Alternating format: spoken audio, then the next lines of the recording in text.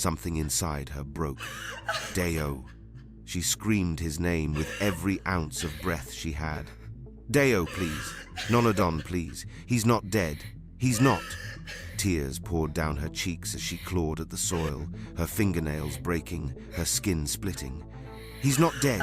You can't bury him. But no one listened. The priest began to chant louder as the incense filled the air, dancing into the night like ghostly ribbons. Chief Priest Adigan extended both arms to the sky as if welcoming the ancestral spirits. The grave was filled with dirt slowly, with intention. Each shovelful is a final punctuation. Each one erases Dio from the living world. Please like this video and subscribe to our channel for more epic and adventurous stories like this. Back at Ijoba, in the dimly lit confines of a small room, Palumi was diligently attending to Dio, whose condition had progressively worsened. Dio lay on a low mat, his body racked with occasional shivers despite the warmth of the room. Palumi, ever the attentive caregiver, adjusted a damp cloth on Dio's forehead, trying to soothe the fever that had taken hold. His face showed signs of deep concern. Every shiver from Dio sent a pang of worry through him. As Palumi reached for another herb to brew a calming tea, Dio's voice, hoarse and filled with pain, broke the heavy silence. "Palumi, it hurts," he groaned, his voice barely above a whisper, yet laden with agony. "It feels like something is clawing its way inside me, trying to rip my soul apart." Palumi turned quickly, his earlier calm demeanor replaced by a sudden urgency. He knelt beside Dio, taking his hand gently. "Hold on, my friend. Mercy, Joy, and Emeka have gone to retrieve what is needed. They will be back soon with the aid we need." Palumi reassured him, though the worry in his eyes betrayed his composed words. Dio's breaths became labored, and he gripped Palumi's hand tightly, his eyes filled with a mix of fear and pain. "I can see them, Palumi. The shadows," they whispered to me, pulling me towards them. "I don't want to go where they're calling," he murmured, his eyes darting around the room as if seeing things that Palumi could not. Palumi's heart sank. The spiritual affliction was deeper than he had feared. He began chanting softly, a prayer to the ancestors for protection and strength for Dio. "Stay with me, Dio. Focus on my voice.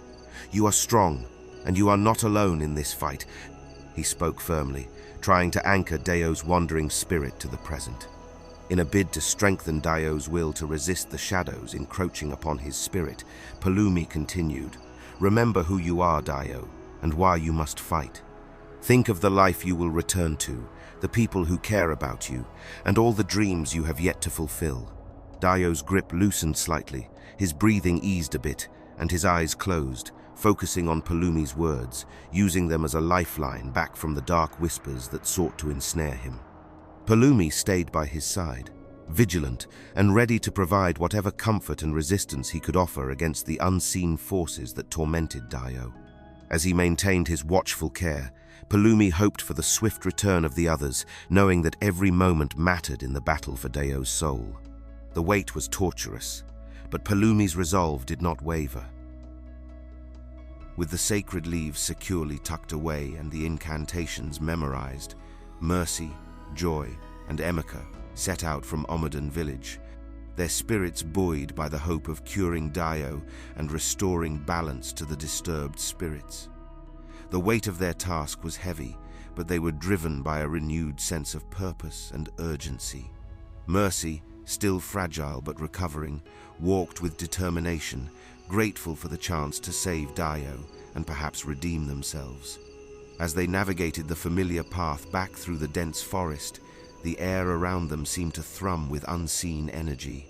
The light filtered through the trees in strange patterns, casting long, eerie shadows that danced around their feet.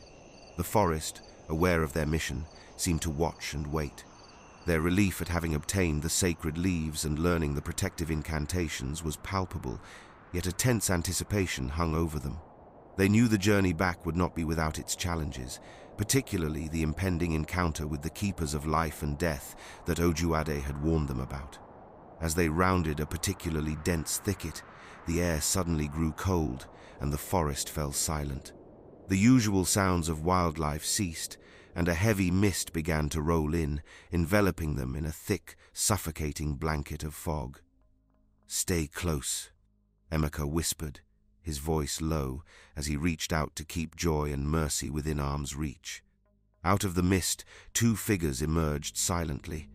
They were tall and imposing, their forms blurred at the edges as if they were both there and not, part of the mist itself. One carried a staff that seemed to pulse with a dark energy, while the other held a scale, balanced precariously with stones that glowed faintly. "Who travels this path with the leaves of life?" The figure with the staff spoke, its voice echoing around them as if coming from everywhere and nowhere. Mercy clutched the leaves closer to her chest, her heart pounding. Joy stepped forward, recalling Ojuade's instructions. "We are seekers of balance, tasked with righting a wrong we have caused. We mean no harm to the realms of life and death." The figure with the scale tilted its head, the stones clinking softly. "Many claim such, yet carry deceit. What proof do we have of your intentions?" it asked, its tone skeptical. Remembering the incantations, Joy took a deep breath and recited, "My eyes see only goodness, my head rejects evil, Eledumare. Do not allow them to take what is mine. Oh, forces of the earth, defend me day and night. Oh, forces of the wind, blow evil far from me." The keepers paused, the energy from the incantation washing over them. After a moment of tense silence, they nodded slowly. "Your words carry the weight," the one with the staff said, stepping back into the mist. "Proceed, but remember, the balance you seek to restore requires more than just words. Remember, the price of passage is not forgotten. We will come to claim what is owed when the time is right." The keeper with the staff called out, their voices echoing softly as they disappeared. Shaken but unharmed, the group hurried forward, the path clearing as the mist receded. Mercy's brief moment of happiness was overshadowed by the gravity of their encounter, but it also cemented their resolve.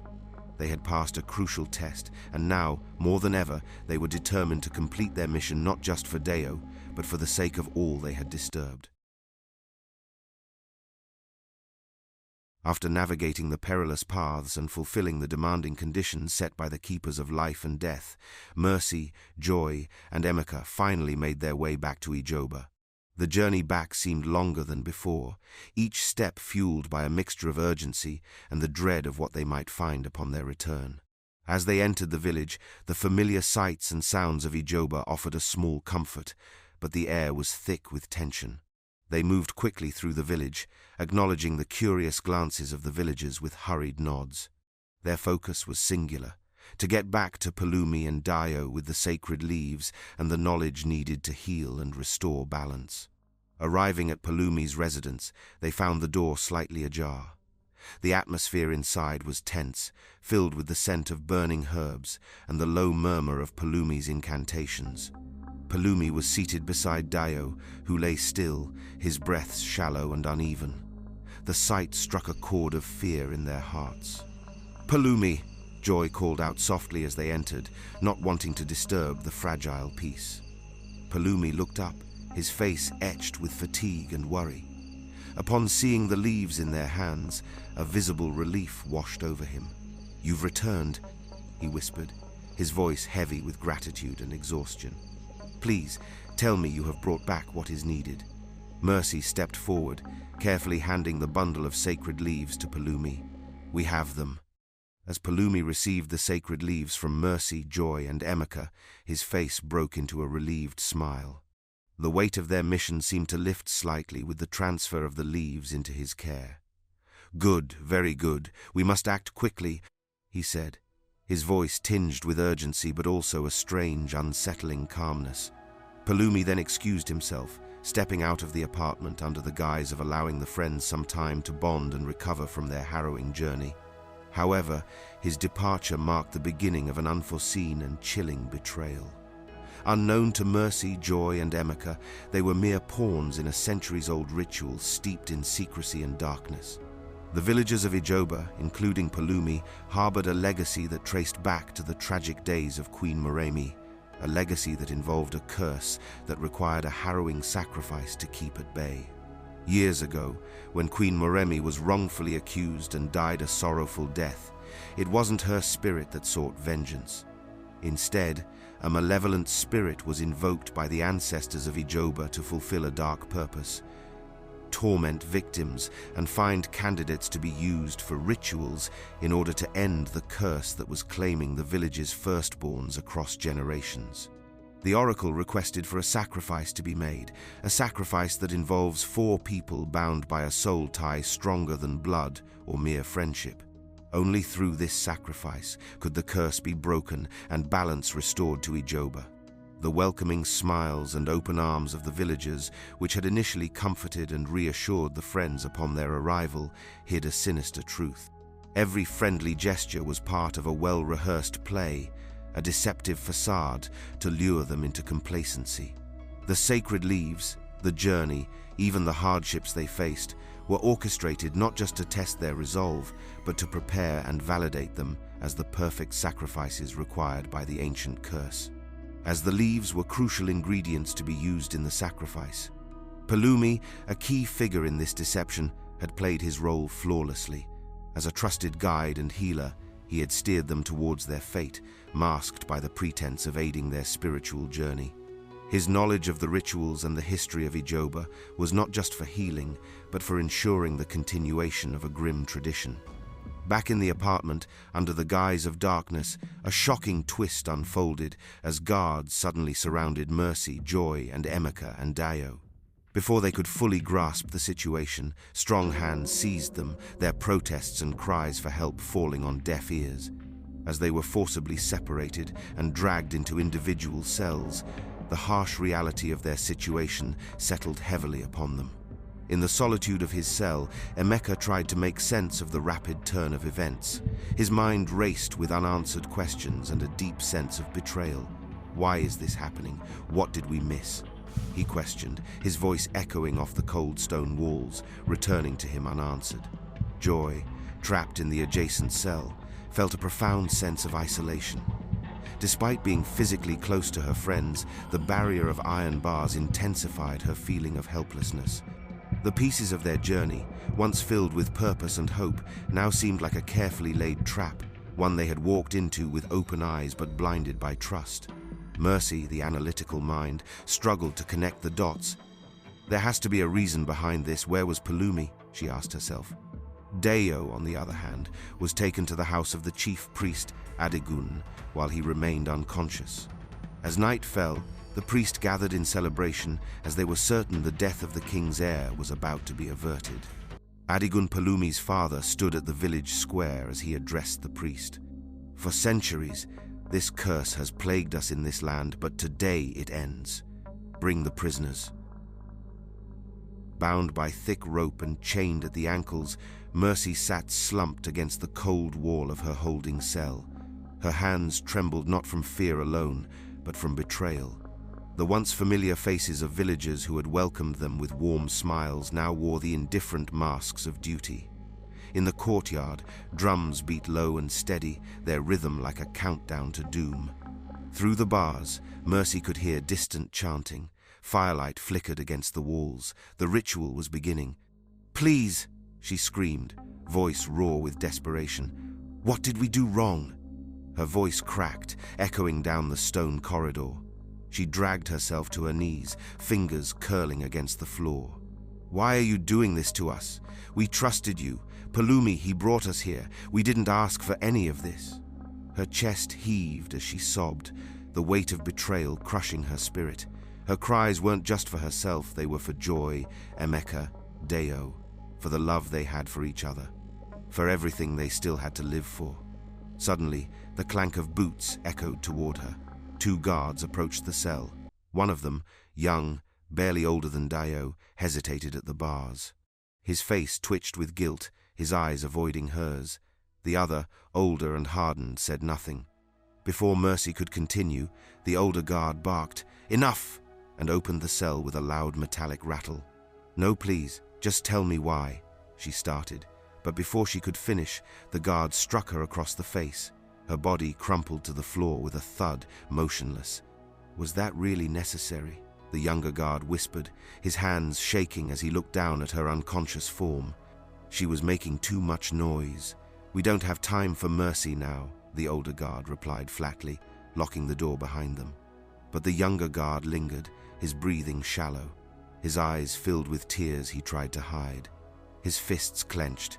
They don't even know the full truth, and we're killing them for it. The older guard snapped, then silence your thoughts like the rest of us. Or do you want to be the fifth body on that altar? As they dragged her weak body out of the cell to the village square, preparations for the sacrifice intensified. Joy and Emeka were dragged into place, ropes tightened around their wrists. The sacred leaves were already burning in a ceremonial bowl, their fragrance thick in the air. Chief Priest Adigun stood before the crowd, his hands raised high, his voice booming. Tonight, the balance will be restored. Tonight, Ijoba reclaims its peace. Torches flickered in a wide, sacred clearing at the edge of Ijoban, ancient place known only to the village elders. 4 freshly dug pits yawned from the earth like open mouths, ready to swallow their chosen victims. The ritual drums were louder now, tribal and terrifying, drowning out the quiet sobs of mercy and joy as they were dragged toward the grave sites. Emeka fought against his restraints, blood trailing down his wrists from struggling too hard. Deo, still weak from the curse, could barely lift his head. Standing at the center of the clearing was Palumi, dressed in ceremonial robes, a far cry from the friendly, unassuming tour guide who once led them laughing through village trails. Now he was a prieststone of power, dread, and design. Emeka, voice trembling with rage, shouted through gritted teeth, "Why are you doing this to us? We trusted you, Palumi!" Palumi stepped forward calmly, a half smile forming on his lips, not cruel, but eerily calm, like someone fulfilling his final task. "You were never guests," he said flatly. "You were chosen. For years, I've worn the mask of the tour guide guiding travelers, students, and thrill seekers. But not everyone who visits Ijoba leaves. The graveyard you visited, it was no accident." Joy's eyes widened, voice trembling. "So, it was all a setup?" Palumi nodded. "It was never about the dare. The spirits have rules. They require 4 who are bound by something deeper than blood desire, trust, secrets, love. 4 who enter willingly. I've brought many here, but none were willing enough to defile the sacred like you did." He turned toward his fellow priests, who stood in a wide circle, silent but complicit. "You weren't just willing, you were daring, you laughed, you bet, you mocked the grave. That was the sign. I didn't have to do much," Palumi said softly. He walked to the edge of one of the pits, peering into the darkness. "These graves are not death. They are passages. For centuries our village has suffered the loss of royal heirs until the spirits gave us a choice, 4 lives to restore the balance." As the chants rose behind him, Palumi took a step closer to the edge of the pit, his eyes focused on the group, on their horror, their confusion, their disbelief. He raised a hand and motioned for the drums to stop. Silence fell again. "For the record," Palumi said, his voice calm but cold, "I was the one who took the photos on Dayo's camera. I watched from a distance that night as you laughed, drank palm wine, and laid with each other on sacred ground." He turned slightly, addressing Joy and Emeka now. "I never thought I'd live to witness such blatant disrespect of our ancestors." The moment Mercy moaned across Queen Meremi's grave and Joy shouted for Dayo to come on the grave, that wasn't just foolishness, that was desecration. Joy gasped, her face pale, while Mercy's knees weakened beneath her. Dayo groaned as he struggled to lift his head, eyes barely open but catching fragments of the betrayal. "And your beloved card reader?" Palumi said, his eyes narrowing. "She was a victim of circumstance." Everyone froze. She wasn't part of the plan, but the deeper she read your destinies, the closer she came to uncovering the full picture. She had no idea the spirit she was trying to summon was already bound by blood to this land. She was going to invoke something she couldn't control, something that would have undone everything. He paused, voice tightening. "So I had to get her out of the way. I told her if she wanted to live, she had to send you all back to Ijoba. That was her only chance, her final chance." The others stared at him in stunned silence. "And I guess she played her part well enough. didn't she? Palumi smiled faintly, almost amused at the irony. She sent you back. She guided you here, all to save herself. There was a pause, a flicker of humanity in his eyes, before it vanished entirely. But in the end, he said coldly now, I still didn't spare her. He stepped forward toward the center of the 4 graves. The chants resumed behind him. Chief Priest Adigun raised his staff, signaling the beginning of the rites. I did what I had to do, Palumi said, lifting his gaze to the night sky. Just like you did when you dared to mock the grave of the Barren Queen. And now, you will do what you were born for. End this curse. Let the ceremony begin, Adigun screamed. Without hesitation, Deo's unconscious body was lifted by 4 men dressed in crimson robes and lowered into the open grave. Just silence, a ritual silence. Joy let out a scream, but her voice was lost to the rhythm of the drums. Emeka struggled violently against the ropes binding his wrists, shouting Dayo's name with raw desperation. But it was Mercy, slumped against the dirt. Her eyes fluttered open as the heat of the burning leaves reached her nostrils. She remembered the warning, the journey, the graveyard, the bet, and then Deo. Her heart seized. Her voice cracked as she forced herself upright, her arms trembling, weak and bruised. Deo, trying to crawl toward the edge of the grave, eyes wide. Something inside her broke. Deo. She screamed his name with every ounce of breath she had. Deo, please. Nonodon, please. He's not dead. He's not. Tears poured down her cheeks as she clawed at the soil, her fingernails breaking, her skin splitting. He's not dead. You can't bury him. But no one listened. The priest began to chant louder as the incense filled the air, dancing into the night like ghostly ribbons. Chief Priest Adigun extended both arms to the sky as if welcoming the ancestral spirits. The grave was filled with dirt slowly, with intention. Each shovelful is a final punctuation. Each one erases Dio from the living world. The dust had barely settled on Dayo's grave when the drums shifted rhythm. Faster, louder, more urgent. The villagers responded in unison, their chants rising like a tide, as if each word pulled the spirits closer, demanding completion. The air pulsed with power, dark, ancient, and irreversible. Now it was Emeka's turn. No, he roared, fighting the guards as they gripped his arms. His feet scraped the dirt, kicking, dragging marks across the earth as they pulled him toward the second open pit. Let me go. His voice was raw, hoarse from shouting, but he thrashed with every ounce of strength left in his body. But no one listened. No one flinched. Except Joy.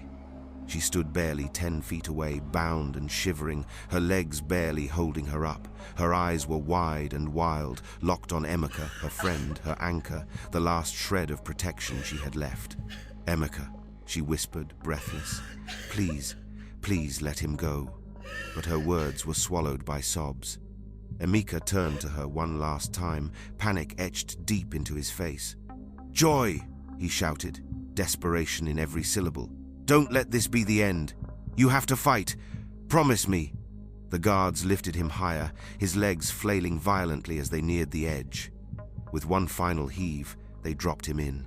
He hit the bottom with a thud and a cry of pain, but the sound was drowned by the chanting as the villagers closed around the grave. The sacred incense was lit once again, filling the night with the sweet, sickly scent of the burning leaves of life. Joy collapsed. Her knees hit the dirt as her body folded in on itself, sobbing uncontrollably. It was happening too fast, too brutally, too senselessly. She couldn't process anything anymore. The world had become a blur of fire, smoke, and betrayal. She shook violently, her cries breaking through the chanting for the first time. This isn't real. This isn't real, she repeated, rocking back and forth. Please. She couldn't hear Emeka's voice anymore. Couldn't feel Mercy breathing, couldn't even tell if the air around her was hot or cold. Only the thudding of shovels filled her ears, one after another, covering another grave, another friend, another piece of her, gone. Joy's body remained crumbled onto the earth, her sobs now muted, strangled by shock. Her fingers clawed helplessly into the dirt, smearing the red earth beneath her nails as if digging through it could somehow bring them all back. All she could hear was that voice, the card reader's voice. It crept into her mind like a forgotten dream. You will endure a tragedy so severe, you will wish for death, but death will not come for you quickly. Her lips parted as if to speak, but no sound came. Instead, you will watch as your friends perish one by one, claimed by the spirit of death. It hit her all at once, like cold water in the lungs. And then, without even realizing, her lips began to move. My eyes see only goodness. My head rejects evil. Eledumare, do not allow them to take what is mine. Her voice was barely a whisper at first, a chant under her breath. O forces of the earth, defend me day and night. O forces of the wind, blow evil far from me. She repeated it again and again. The smoke from the burning leaves curled unnaturally in the air, forming spirals that hovered rather than rose. The torches hissed. The dirt beneath her hands shifted like rippling water. The villagers stumbled back. Still, she repeated the words over and over, as if they were the only thing keeping her tethered to life. Then the air changed. It grew thinner, tighter, like the entire world was inhaling but never exhaling. The sound of the ritual faded, the fire dimmed, the screams were distant echoes, the wind fell silent. And just like that, she was standing, alone, in a vast grey plain of nothingness. Before her stood two towering figures, indistinct yet immense. Their outlines shimmered as if made of mist and bone, light and void, the keepers of life and death. Her knees buckled, but she didn't fall. She only sobbed harder, her fists clenched at her sides, her chest heaving from emotion too great to contain. Then one of the keepers spoke, its voice not loud, yet it filled the air like thunder underwater. You summoned our presence into this realm, it said slowly, gravely. We saw and felt your pain from the moment we crossed paths. Joy opened her mouth but couldn't speak. Her body shook violently, as if her soul was breaking free just to scream. The other keeper, taller, darker, tilted its head. You are the final gate, the last soul, the one who sees. You carry their pain, and yet you chant not for yourself, but for what was taken. This was never about life and death. This was about balance. You have tilted the scale not by power but by purity. You who wept for the ones who wronged the grave have now become its only hope. Joy blinked, her eyes wide and still wet with tears. The grey realm swirled around her, shapeless and timeless. Joy stood frozen between two towering figures, the keepers of life, and death, their presence vast and ancient, their forms flickering between shadow and spirit. Her body still trembled from grief. Her voice was hoarse, and yet she stood. The first keeper's voice was like stone being split apart. What do you want? The second followed immediately, their voices weaving together like wind through bone. Wealth, riches, power, say it, and it shall be yours. Joy looked up, eyes swollen with tears, her face streaked with pain. She stared at the strange, shifting beings, unable to believe the offer was real. What? She choked out. A wish, the first keeper clarified. Just one. You have summoned the balance. You hold our attention. Speak, and we shall deliver. Her lips parted, but no words came. The silence in that realm pressed against her chest like a weight. She shook her head slowly, sobbing harder. I don't want power, she whispered. I don't want gold or thrones or kingdoms. She looked down at her trembling hands. I just want this to go away. I want to forget the grave, the screams, the betrayal. I want my friends alive. I want to wake up and never feel this heaviness again. She raised her head now, her voice clearer, more certain. I want a world where none of this ever happened. A pause, a long, sacred pause. And then the second keeper moved closer, their towering form now casting a shadow that wrapped around her gently, like an embrace. If that is what you seek, then it is yours, now and forever. Without warning, the wind shifted it reversed. The grey realm bent and shattered like glass falling upward. Time stuttered, space unraveled. A vortex of light exploded behind her, and suddenly, Joy screamed. But her scream was swallowed by music. Afrobeats. Joy gasped. Her chest heaved as she jolted upright, but there was no grave, no ropes, no dirt. She was sitting in a bus, in the middle row, windows down, breeze in her face. Laughter filled the air. Emeka was in the front passenger seat, arguing over the next playlist with Dio, with his camera taking photos of the landscape. Mercy leaned across the aisle, grinning wide, holding a can of Fanta. "Joy, don't sleep yet," Mercy teased. "We're almost there, a village not far again." Joy froze. None of them noticed the change, fear and shock in her eyes. They were too busy laughing, singing along to Burna Boy. Joy sat back slowly, tears brimming in her eyes, not from pain this time, but from confusion and the lingering ache of something she couldn't explain. They were back to the beginning, back to the moment before the dare, before the grave, before the curse. This wasn't just a second chance, it was a warning. The van turned off the main road, and the scenery shifted dramatically as they headed straight to Ijoba. Please like this video and subscribe to our channel